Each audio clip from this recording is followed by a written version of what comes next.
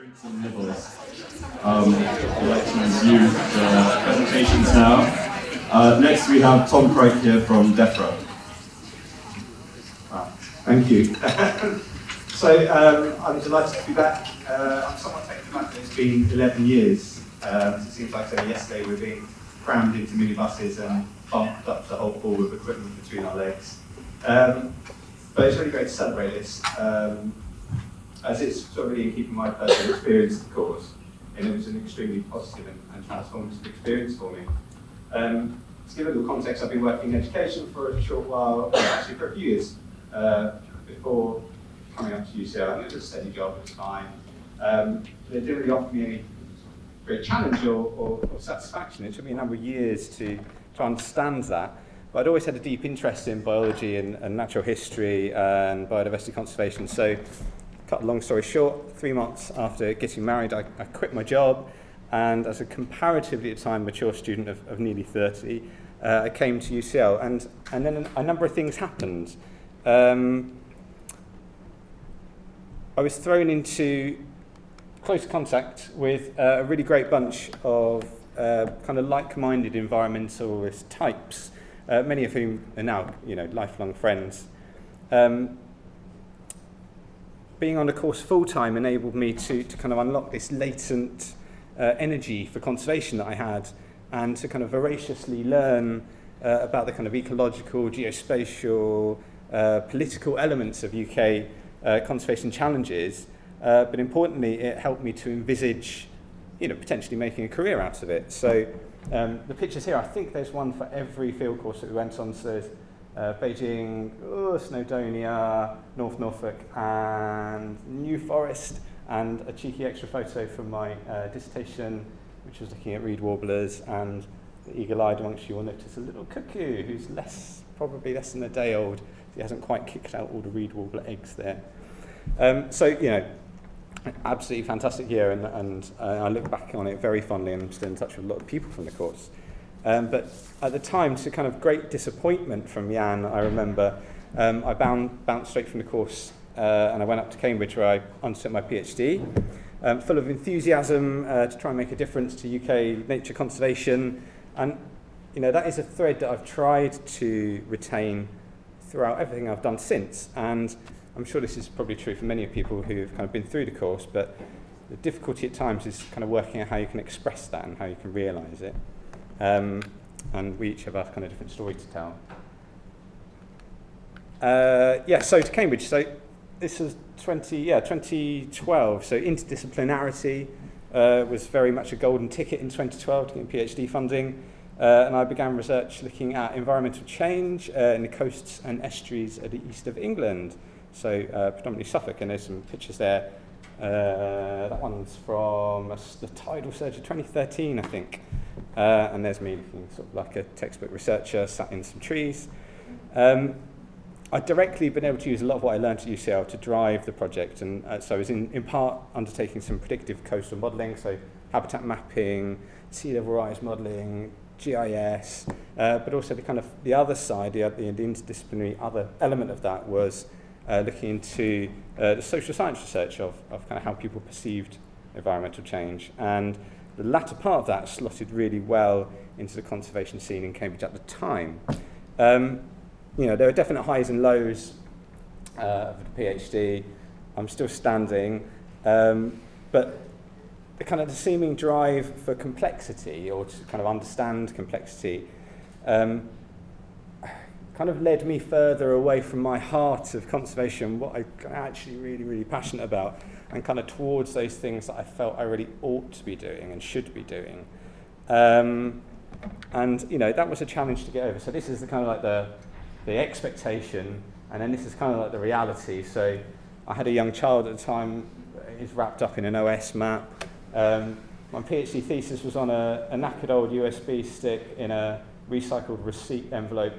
It's 4 years' work in the space of what's taken up by a few coins, and a stack of paper that, I haven't looked at it once since. But anyway, on reflection, though, I do think, sort of looking back on the PhD, there were some truly kind of important elements to the research, such as addressing, one thing which really I was really keen about was addressing the kind of naturalness narrative in kind of conservation and how it impacted on conservation thinking and decision making. And I did look at it ahead of this talk very, very briefly. And to my surprise, a lot of the questions remain pertinent, so I'm quite happy about that.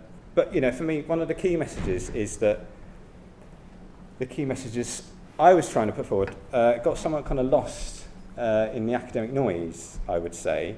And so actually, for each of my kind of experiences post this, I've tried to bring out a kind of a key conservation message.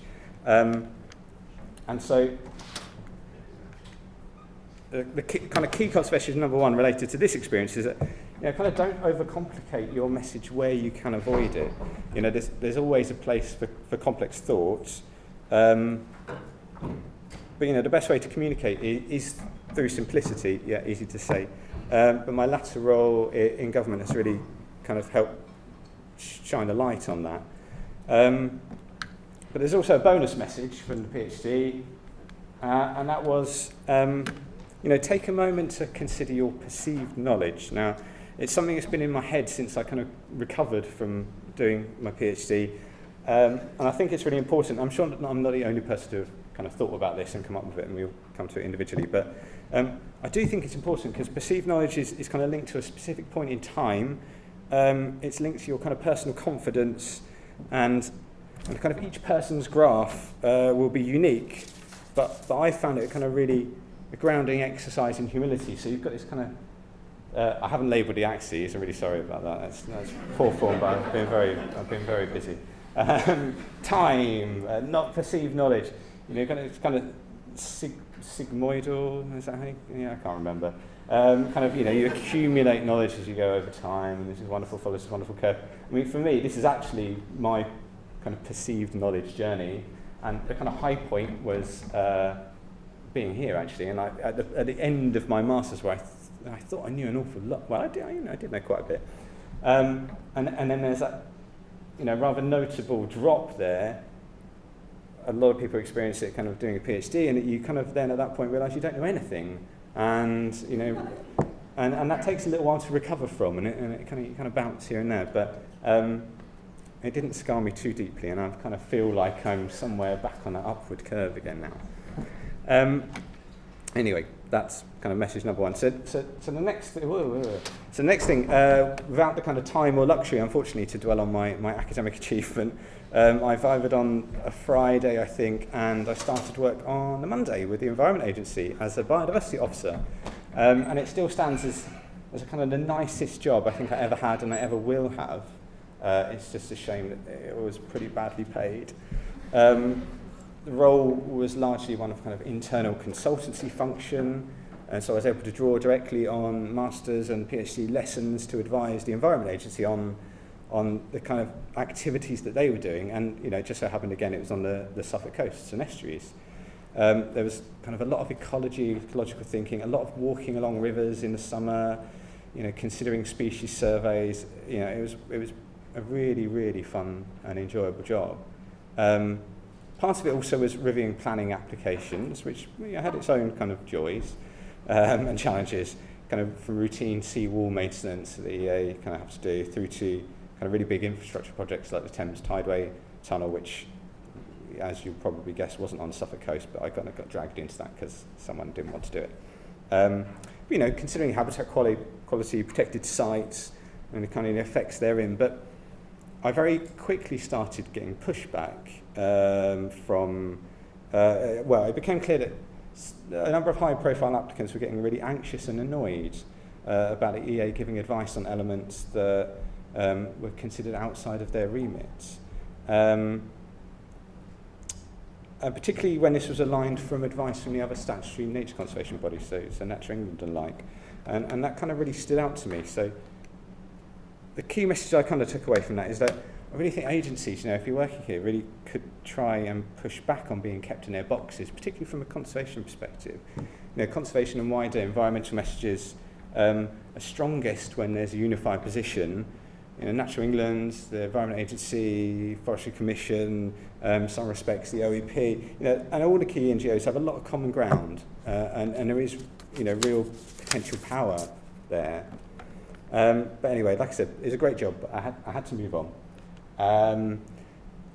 The need to earn a little more and sort of some internal ambition that was still burning within led me to move in 2018 and it took me to a series of roles within Defra, where I still am. I did try and retain the kind of golden thread I mentioned earlier. The ambition was to kind of really take a different route to achieve things for UK nature conservation. However, the reality of working within a central government department has in effect taken me down some unexpected roles, and on the face of it, kind of further away from conservation. My first role, I was working on the EMFF as a European Maritime and Fisheries Fund, so that's funding seafood and marine sector. It's a kind of post-European funds, and we're working out a replacement for that. I moved into working on biodiversity net gain for a short while, looking at how to deliver that. At the time, it was up in the Environment Bill, which is passed now. There's still a lot of challenges about kind of getting it to work. And in my most recent and current role, I'm working in animal welfare and kept wild animals. So I'm leading on some legislation on primates and low welfare animal experiences, kind of elephant rides and stuff. So when I was invited to talk here about conservation, I initially felt like a bit of an imposter, to be honest, because I'm not overtly doing anything on conservation right now.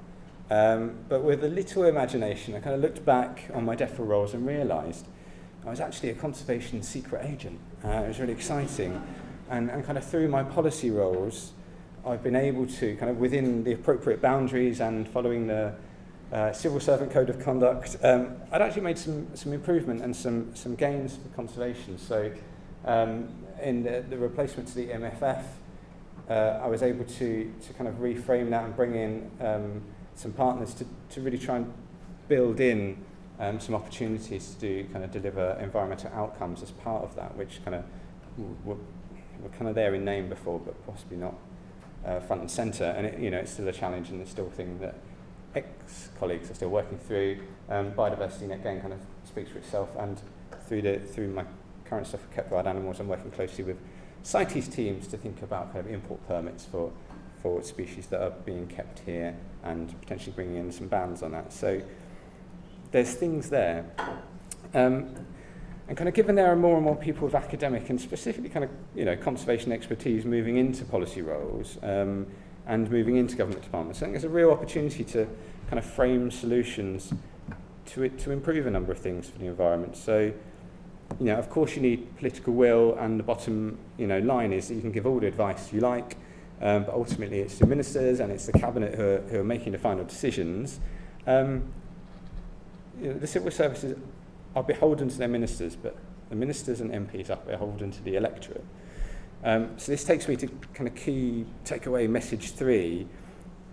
I've learned a huge range of skills and gained a lot of kind of critical experience working with ministers and government. But one clear take home for me is that public pressure, public support is everything. It's super important. So if we want to make consolidations or gains or reforms in kind of UK conservation, it's infinitely more achievable with a strong public mandate of support. So preferably with clear, simple messages, objectives and outcomes. Easy to say. But again, the sub-message here is it will be facilitated by having conservation thinkers within a wide range of places. So to address the last question that Jan and Carl kind of posed to us as we were asked to come and talk, is that what would you like to see happen in the future conservation scene? And there are others here, but I don't look them in the eye, that are much more closely embedded in the cutting edge of conservation than I am, those operating much more deeper in the kind of sector itself to give a more nuanced view. But for what it's worth, I do honestly feel that the greatest opportunity lies within the landscape scale narrative. As I mentioned, when I started the conservation MSc in 2011, the Lawson report had just been published. There was a lot of excitement and energy about the core kind of simple concepts, more, bigger, better joined up. Public engagement, there was public engagement with the narrative is kind of lifting off. And this really enabled the emergence and popularisation of the rewilding initiative, narrative. Ferrell was published, George Monbiot's book, Rewilding Britain kind of emerged and started building some kind of impetus, and some organisations like Suffolk Wildlife Trust, when I was doing my PhD, were taking strategic asset decisions akin to the whole making space for nature concept, so really changing how they're thinking about managing protected areas. While kind of rewilding has some challenges from the farming community particularly, I feel it's been such a shame now that it's kind of almost being looked down upon in some academic circles, dare I say, and it's almost become a bit of a dirty word. I've been to a few speaking events at Westminster Forum recently where it's kind of sniggers and you think, oh, well, that's really strange. Because I do think it's politically still one of the most powerful levers for change that conservation has had in a really long time. It's because, perhaps less so rewilding, but landscape scale conservation not only links into past successes, so things like the National Trust's Neptune project, which was started in 1965. It also underpins modern reforms like the Wildlife Trust strategy for 2030, and crucially, potentially a whole pillar of environmental land management, so the radical reforms happening in agri-environment payments. There's power in the narrative and potential government levers to pull on. But as we all know, conservation is complex. So the key kind of last challenge, I think, for the future is what we need is, and this is the challenge to you, not, you're going to be in better places than I am to solve this. We need a mechanism, I think, to take complex conservation information, turn it into simple responses and actions that can make use of current and upcoming opportunities. I know that's sort of slightly running contrary to my point earlier about keeping your messages simple, but that's as simple as I could make it, and I think that's the challenge, and I'd love someone to deal with it, or all of you to deal with it. That's it.